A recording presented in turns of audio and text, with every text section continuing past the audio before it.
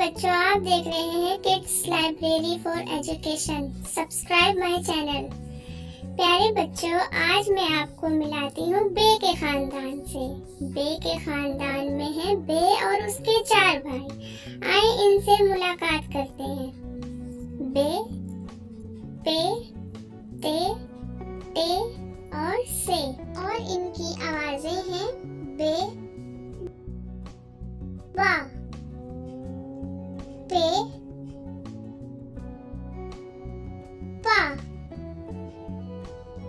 ते, ता,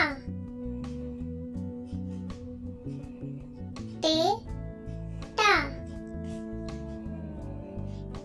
से, सा। तो बच्चों, अब हम इनके ज़ख़ीरा अल्फाज से मुलाकात करते हैं। बा, बारिश, बा, बारिश, बा, बतख, बा, बतख, बा, बच्चे,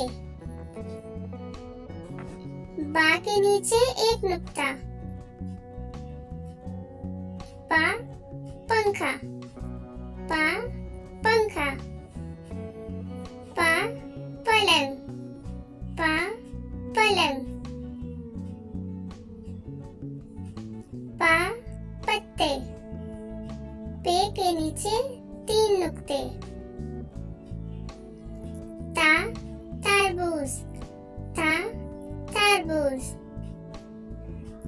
ता, तालियां, ता, तालियां,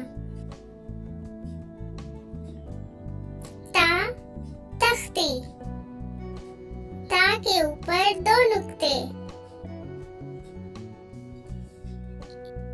टा, टमाटर, टा, टमाटर, टा, टोकरी, टा, टोकरी,